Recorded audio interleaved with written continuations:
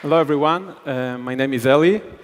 Very happy to be here. Great conference so far. So thank you, Mate, Pedro, and Leonard. A few things you need to know about me before we start. One is that I'm currently working for Facebook in Tel Aviv, the Tel Aviv office. Great place to work in.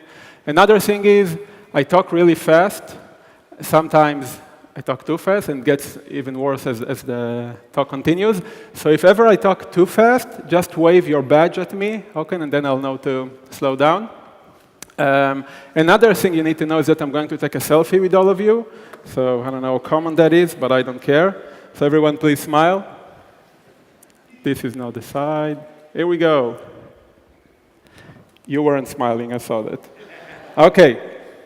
And one more thing you need to know about me, even though I'm an engineering manager on a product that is built for Android, I consider myself to be an Apple fanboy. I'm an iOS junkie. I wrote the book Swift Apprentice. And that's like, deep down inside, I'm still an iOS engineer, but my current work is in Android, so that's what we're going to talk about. More specifically, I'm going to talk about building for emerging markets. What you need to know and what are some of the challenges we encountered when we built Facebook Lite for these markets. Before we start, we need to understand what are actually emerging markets. I mean, is, I don't know, Mexico an emerging market? Is Brazil an emerging market? Is India actually still or is an emerging market? So there isn't a clear definition. The best thing I found, and I really like this definition, was these are countries with the most potential to grow. It sounds to me like the kind of places which I want to support or I want my app to be considered when someone searches for a product. Some of the countries that are still considered emerging markets are the BRIC countries. BRIC means Brazil, Russia, India, and China. These are the 4 biggest emerging markets, biggest in terms of population. Another term I saw was Next 11. These are the other countries, except for the big 4, that are considered to be in emerging markets and are expected to be the biggest drivers in terms of growth and revenue and other important factors. So you want to consider these places as well. I'm going to talk about some of the unique features of these countries. So here's a chart. Here are some numbers. Basically, what this chart shows is how many users in millions are currently connected to the internet. So China is #1 by far with 770 million. I can't talk too much about them because, as you know, Facebook and many other services are blocked in China. But if you take a look at India, for example, they are, and compared to the US, which is the 3rd biggest, India has 1.5 times the number of users that the US has connected to the internet, right? Brazil and Indonesia together also almost reach the amount of users in the US, and Russia, Nigeria, Mexico, all of those like big user base, tons of population that is currently connected to the internet, and you need to think about them when you're building your product or testing it in several variations. If we compare the number of currently connected users to the total population size, or I would call it the potential of these countries, you'd see that India is really under-indexed. Only 1/3 of the population is currently connected to the internet, so there's still a ways to go there. The US basically has reached its potential. That's it. There's no more users to gain there. Brazil still has a way to go. Indonesia only has half of the total population connected to the internet, so many millions of users will come from these countries. Nigeria, Philippines, Egypt, and there are many more examples. Actually, it turns out that 90% of the users that are going to be new users or new subscribers by 2020 are from emerging markets, right? So that's something you need to consider. I hope this alone convinces you that you should be considering emerging markets when you're building your product or app. Another interesting thing to know is that the tech giants, Facebook, Google, LinkedIn, Twitter, and such, are already on this fast-moving train towards emerging markets. Facebook, we've built Facebook Lite. There is also a Lite version for Messenger for Facebook. Uber, Twitter, Skype, Spotify, and LinkedIn all created a Lite version of their app. And this is just in the past year. All these companies created a Lite version in the past year. These are separate apps than what you probably have installed on your phone, tailored specifically for these markets. Google, have YouTube Go and Google Go. And actually, they also have a complete operating system, Android Go, specifically for these markets. This is relatively new from the past year or year and a half. Users with specific devices, I'm going to talk about them in a few minutes, will have Android Go installed on their phones instead of Android. They'll have their own Play Store instead of the regular store that you're used to. And it means that every app that wants to be in this store and be available for those users has to be, the app size has to be 6 megabytes or less, which is really restraining, right? So if you have an app and you're aiming for these places as well, 7 megabytes and above, you won't get into the store. Those users will not be able to install your app. And this is gaining traction really fast. The amount of users is right now in the millions, but it's going to be a lot bigger in a few years. But I'm not here to talk about Android, so let's talk about Facebook Lite. Facebook Lite was built in 2015, not a long time ago, when we realized that there is a big portion of our users, a huge population, that wants to use Facebook, wants to use it daily and access all our services, but they're not able to do it with our main apps, as we call them, right? So they might need to go to our mobile site or just skip the experience altogether. Here's a screenshot from the app. I removed the personal stuff. It looks just like Facebook's main app, right? You have all the tabs at the top. You actually have messaging embedded within the app. You can post a status. You can see photos, videos, text. It functions completely or identically like the main app, but it has some unique features. One of them is that you can install this app on devices that run Gingerbread OS and above. Now, Gingerbread was released in 2010. Which means if you have a device, if my user has a device from 8 years ago, he can still run Facebook Lite. It's very, it's aware of the constraints of data users, so it saves a lot of data. It works on 2G networks as well as 3G and 4G. And even in places where the connection, there is intermittent connection, which is very common in those places, the app will function there as well. It will recover gracefully if the connection goes and then returns. And the APK size, as I said, it's only 1.5 megabyte. So that's a really small app, and it gives you the entire experience of Facebook. So that's Facebook Lite. Let's talk about some of the challenges we encountered when we built the app, and what are the unique characteristics of these markets that we're aiming at, and hopefully some of the things that might help you when you consider building or adjusting your product to these markets. So there are 4 big challenges. 3 of them you can see here. The fourth, which is the best one, I'm leaving for the end. First of all, devices. Why are devices a challenge in these places? In order to answer this question, I want to play a game. Okay? The game is called When Was This Device Released? Ready? The winner will get a prize, so be attentive. Here we go. Device number 1. Pixel density, 1080 over 1920, 128 gigabyte of internal storage, 4 gigabyte of RAM, and it costs $750. Can anyone guess?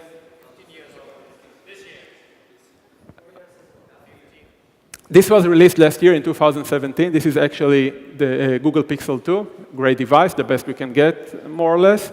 And this was released in 2017, as I said. Let's see device number 2. 540 on 9060 pixel density, 16 gigabyte of internal storage, only 1 gigabyte of RAM, and it costs $250. When do you think this was released? What is it?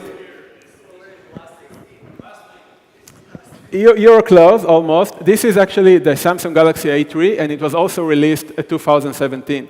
Even though the specs are abysmal, right, only 1 gigabyte of memory, this was released last year as well to support these emerging markets, obviously. Device number 3, let's see.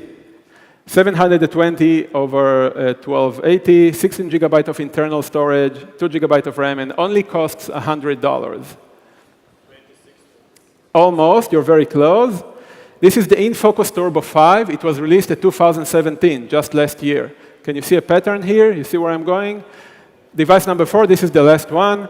480 over 854, 4 GB of internal storage, just half a gigabyte of RAM, and it only costs $42.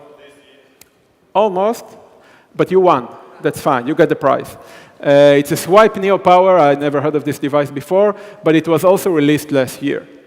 So these 4 devices, which are completely different in terms of the specifications of the device and the price and how many RAM it has and CPU, they were all released last year. So users are buying them new, out of the box, right? Sorry. In order to reason about all these devices, when we wanted to test the experience our users have, we couldn't say, hey, when was this device released, and then try to understand what the user is experiencing, right? Because all these 4 devices were released last year, but the experience is completely different for our users, obviously. So we invented the term called year class. It's like an open source specification. You can find it in GitHub. Basically, what this wants to do, what we want to do with this term is to determine in what year was this device considered a high-end device. And the range is anywhere between 2009 and 2015. So we take a device and we say, with the current specifications of this device, when would it have been considered high-end? Okay, so if we take a look at Google Pixel 2, remember the range goes up to 2015 because we didn't need to think about any year further than that. So the Google Pixel 2 gets a year class 2015. Samsung Galaxy A3 gets 2011 because of its specifications, even though it was just released last year. The InFocus Turbo 5 gets year class 2012, and Swipe Neo year class 2010.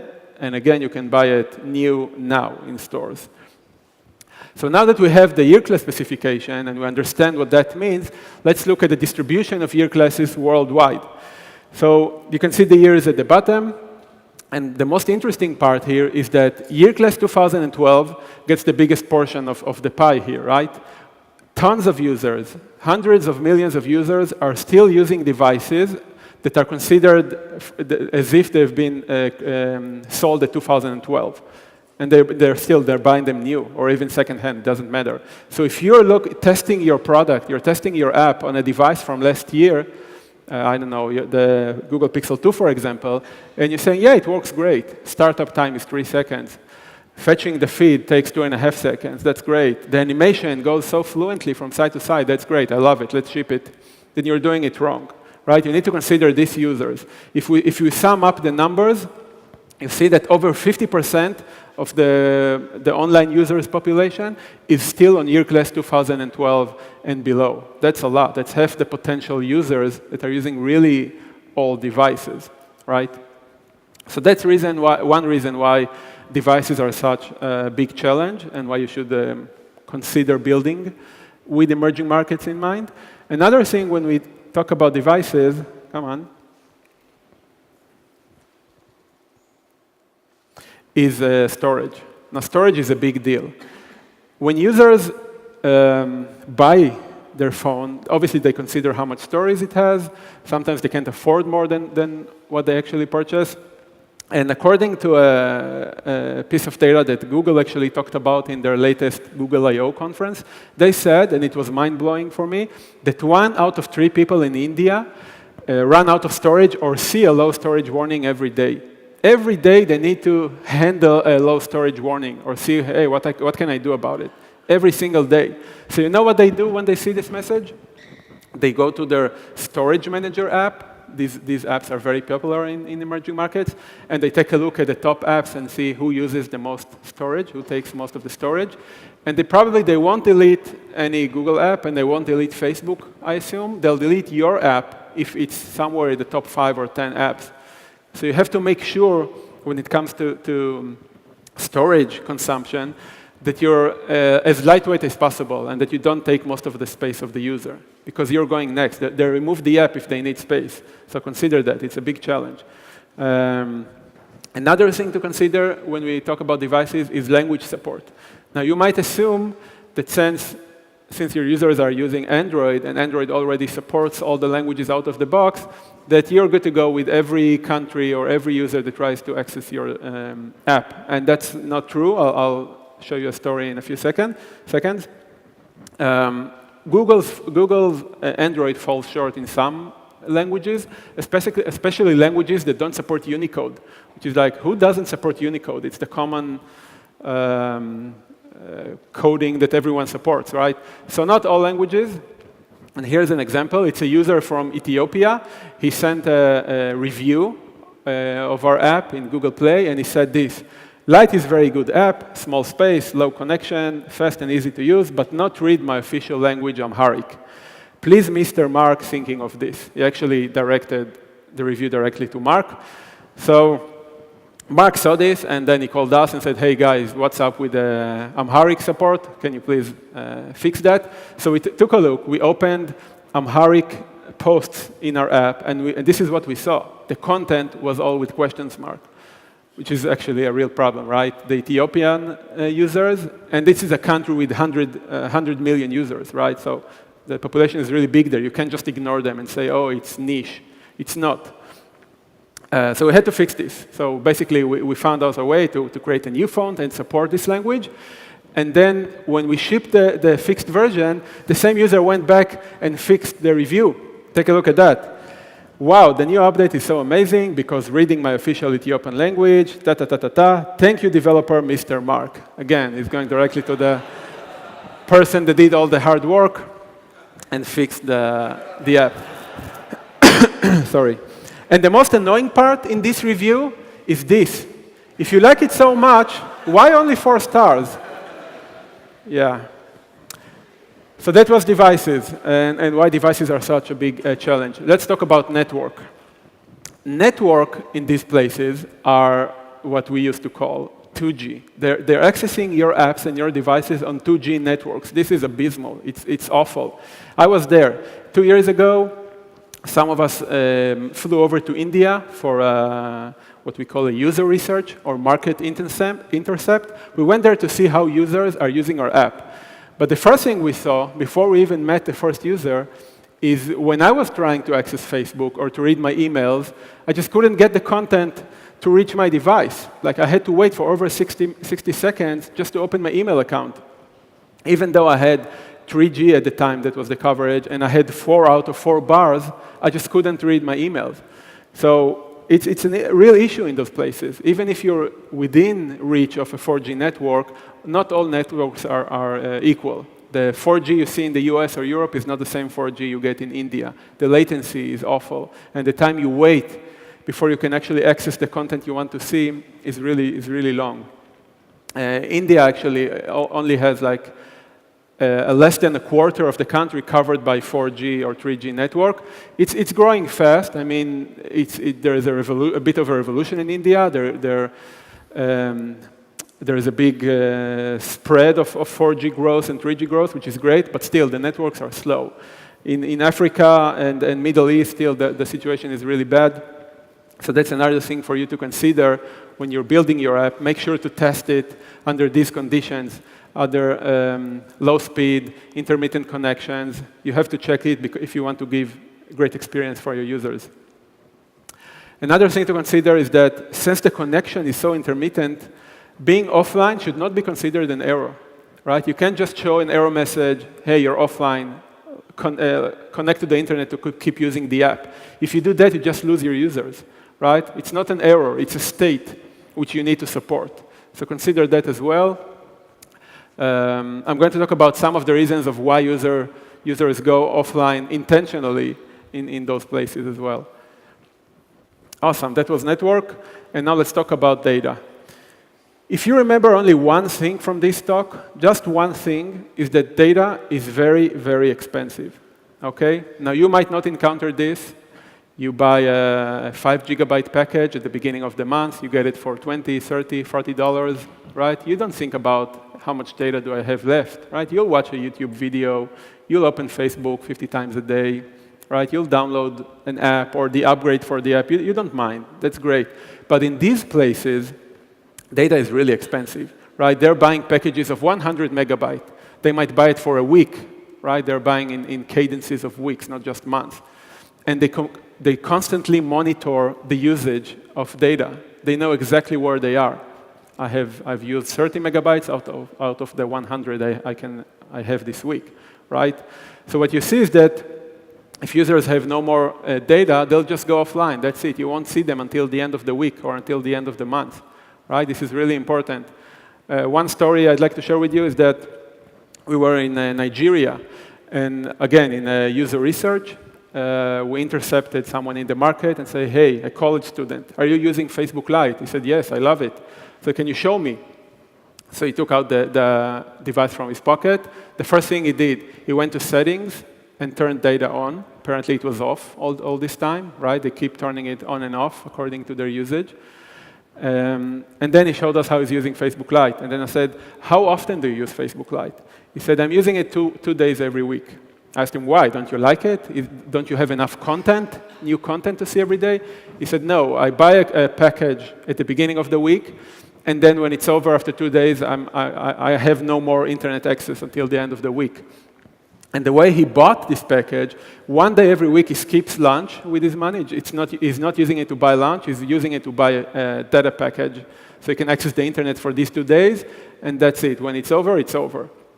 So this is the most important thing. This is what I want you to take from this talk. Data is expensive for these users, so consider that when you're prefetching content for your app or downloading the highest resolution possible of an image or a video. Make sure you support these users as well. Make sure you have a low data mode or something like that for these users. It's really important because, as I said, they constantly monitor the usage. And if they see that you're the one that's using all the data, eating out their package, they'll just uninstall your app. They'll stop using it. So how do they save data? First of all, as I said, they turn off Wi-Fi. Not Wi-Fi, sorry. They turn off data when they're not using any app. By the way, if we already talked about Wi-Fi, it's not as common as it is in other places or in places where you're used to, right? You all have Wi-Fi at home, at the office, cafes, right? Starbucks, everywhere you can have free Wi-Fi. These users don't have it. They only access the services using data, cellular data, right? 2G, 3G, 4G networks. Another thing that is very common in those places is peer-to-peer file sharing. There are apps that are intended just for that. If they want to download an app, they don't go to Google Play. They don't search for it online. They go to their friend and they say, hey, do you have Facebook Lite? Yes, send it over to me, over Bluetooth, because that's how they save data, right? That's one of the things they do. So you'll be looking at the installation funnel of your app, and you'll see that 80% in India are from an unknown resource, and you won't understand why. This is why. They just pass over apps one to the other instead of going directly to Google Play. Another thing to consider is that users don't upgrade apps. Again, because it costs data, right? You just download anything they want. They have a version. They have something working. That's it. They'll stick with what they have. Two reasons for that. One, downloading an upgrade costs them data. The other thing is they're really afraid of the next version with the advanced features that will take more data or maybe even won't work on their device. They're really aware of it. We still users on our first version of Facebook Lite. Now we're in version 100. And version 1 is still a thing, right? Because people downloaded it, and that's it. They're no longer upgrading. No matter how hard we try, with all sorts of promotions and banners and new features, and it works better, please download. They just don't do it because they're afraid of what these new features are and how much data they'll consume. And as I said, when they're out of data, that's it. They stop. You won't see them until the next date when they need they're going to buy a new package. These are the 3 challenges I talked about, but I promise there is a 4th one. Can anyone guess what's the biggest challenge in those places? Sorry? To make profit? No. It is, but that's not the challenge I wanted to talk about. Sorry? Public consumption? Oh, no, that's quite a good point. It's a challenge as well. They're aware of that as well. Some people actually are walking around with the device and an extra battery in their pocket. We've seen that a lot. But that's not the challenge I wanted to talk about. Many people don't have devices. That's a challenge that's going to be overcome eventually, but yes. They have no access to internet. Actually, as we've seen, most of India, for example, is already covered by 2G. Most of the world is covered. Okay, let's get that out of the way. That's a great guess. Most of the world is covered by either 2G, 3G, 4G networks. Advertising? No. I mean, if you consider Google and Facebook, yes, they care a lot about advertising. But that's not the challenge. I'm talking about when you're building your product, what do you need to think about? What's the biggest challenge? App size? No, that's not it. What? Competitors? That's not it. Government is a thing as well, I agree. Yes, let's try. Localization. What? Localization.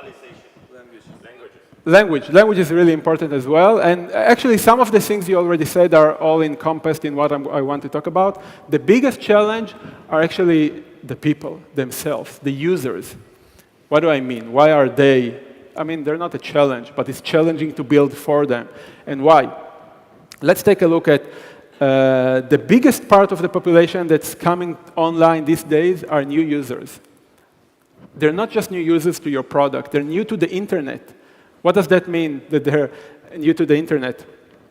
When they buy their device, this is the first time they're buying a smartphone. They don't know what email is. They don't know. They heard that there's an email and there's Facebook and all their friends are there, so they want to be there as well. So they'll buy a phone, and then they'll tell the storekeeper, can you create an account for me? He'll do it for a certain amount of money. He'll create a Gmail account, and he'll even create a Facebook account. He'll choose a password for this person. Maybe he'll write them down on a note and give them out to this person, maybe not. And then when this person goes home, he doesn't even know how to access his email account. He doesn't know the password. He'll lose the note after a day or two, right? So what you see is that many people log into Facebook, they do whatever they do, maybe they add friends, maybe they see photos, start following pages and groups, and then if they log out, that's it, we won't see them again. They don't know what their password is. So you'll say, but yes, there is an option to recover your password, right? So I'll click on forgot my password. Then they'll say, great, I sent the password to your email. But they can't access their email, right? So they're stuck in a loop. You know what they do next? What do? Create another account, right? So you have all these users that have 3 or 4 accounts. 3 of them are inactive because they don't know how to access them. But then there is one account that they're actually using, and we might lose him again after a few weeks because there is an actual problem there with recovering passwords if you forgot it, or what do you do after you log out. So one of the things we did, and you should probably consider for your apps, is that whenever a user logs out, we used to show this dialog that says, are you sure you want to log out, yes or no? Now what we're showing them is, do you want to save your password for the next time you log in? So we haven't added any friction here, right? They used to see a dialog before, they're seeing a dialog now, but I asked them, we see you're about to leave, do you want to save your password? And then when hopefully they'll say yes, they close the app, the next time they open it, they can immediately connect to the app, right? We won these users, which we could have lost before. Another thing to consider with users that are new to the internet, they need to learn basic concepts that we all grew up with or on. For example, this common principle. If you see a blue link, a blue text with a line underneath it, what does it mean? It's a link, right? You can click it to go somewhere. They might not understand this concept yet. This is the first time they're accessing the internet. This is the first time they're seeing an online service or opening an app. How will they understand it? Right, so you need to consider that as you're building your product or a welcome to my app flow. Don't have any assumptions, right? Teach your user even these basic things. Sorry. Let's play another game. I'm going to show you screenshots from the app, and you need to find the differences between the screenshots. Ready? You already won a prize. Let's see who else will get a prize. So here are 2 screenshots. Again, I obscured the personal data. What's the difference? The text, right. So what we saw is that our users in those emerging markets, specifically new users, were not checking in or sending posts as much as other users, more veteran users. And one of the reasons is that our assumption that everyone knows what this check-in icon means, right? This pin, it was just wrong. Not everyone understands it. We do because we've seen it many times and we're educated on this specific thing, but they didn't. So just adding a text next to the icon was very beneficial for us in terms of how many check-ins users did and how many posts they sent. Round 2, ready? Find the difference between these two. What? That's true. You can't participate, you already won. That's true, the like button there. So again, what we saw is that new users, and we can tell if a user is new or not, right, by his seniority or how long it has been since he first logged in, weren't liking pages as much as other users. And when we tried to figure out why, we just tried, as part of our attempts, to put a border around the button. And the number of page likes skyrocketed after we did it, right? So even though I guess you'd agree that the screenshot on the left might seem cleaner, right? Minimal design and such, it looks better. I prefer usage to looks and appearance, okay? And people understand the concept of liking pages better when it has a border around it. Women. Again, I'm talking about our users, right? Users in emerging markets. Now, women have big issues in those places. Women in India, for example, only 30% of the population in India, of the online population, are women. Now, this is caused due to many reasons, right? Traditional places where women are maybe have less ability to reach the internet or to afford the device. But that's not the only reason. That's not the only difference for the gap between genders. We actually found out that women, even if they do log into Facebook, they're using a fake name, a male name, because they might get harassed if they have a female name. They'll get bombarded with messages from men if they see a female name. God forbid if they upload a profile picture, that's it, they're lost. People will keep bombarding them with messages. This is a real problem in these places. If you upload your photo, it might be misused in all sorts of ways.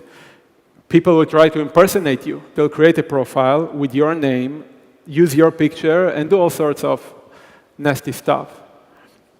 Harassment, as I said, they'll be constantly getting messages from men. Also, there's a real issue with lack of legal documents. Not just women, for many people in those places. So if you require some sort of proof that this is the person you're actually working with, I don't know, a photo of a government-issued ID, some of them don't have it. So you need to find other ways to confirm who that user is, if he's actually the person. So when we're talking specifically about profile pictures, this was a big barrier for us. We wanted women in those markets to feel safe to upload their real photo. What we did is, here's a screenshot of one of our apps. We added a blue badge to indicate, this is the badge, by the way, to indicate that this photo is now protected. What does protected mean? It means no one can save this photo to his device. No one can take a screenshot of this screen. If they try to, the screen goes black, right? You just can't take a screenshot. No one can tag other people on your photo like they used to do a lot in the past. Basically, you can feel safe to upload your true photo, your real photo, and no one will misuse it, right? This is something we did which was very beneficial in terms of how many women actually upload their profile picture. Language. Again, I'm talking about the people in those markets. Why is language a challenge? So in India, it appears that over 90% of users use English as their locale, right? They go to the settings of their device, and either English is the default, or they specifically chose English. Although only 12% speak English fluently in India. So there is a big gap here between what you can read and what you choose to be the locale of your device. Why do they do it, by the way? It's a status symbol for some of them, right? If my device has English text in it, so I'm more advanced, I speak English. Some of them just don't know how to change the locale. It came out of the box with English as default, and you just leave it English, right? So that's a big thing. So here's something we did to mitigate this problem. We said, okay, we realize you don't want to change, or you don't know how to change your language to Hindi, for example, if we're talking about India. So what we'll do in the most important places, this is something called the aglossia. We'll show the language you chose, English in this case, but we'll also show you the language we think you might understand better, right? So we're not hurting your status here. You speak English, the entire app is in English, that's fine. But in the most important area, in this specific case where you can type your post, we'll show the Hindi translation as well. Another example is when we sent out surveys. We could do that constantly. We send surveys to our users to see how they like our product. And what we did there, because we saw the click-through rate or the fill rate of our surveys was really low, is that we kept the English text, like the user prefers probably, but we also added the translation of the language we think you understand. In this case, it's Spanish. And as you can imagine, the fill rate went up by a few 100%. So what can you do when you want to consider emerging markets for your app? So first of all, you need to test your product on low-end devices. Make sure that you test it with a device, even if it was produced this year or last year, a device with low specifications, right? This is what your users are going to use to access your product. Emulate 2G networks and frequent disconnections when you're testing your app. Check how your app or product responds when the user goes offline and then online and then offline again. See if you can recover gracefully. And the last thing is measure the amount of data your product uses. This is, I would say, the most important thing. You don't want to hurt or take money out of the pockets of your users because you're eating up their data package. That's it. Thank you.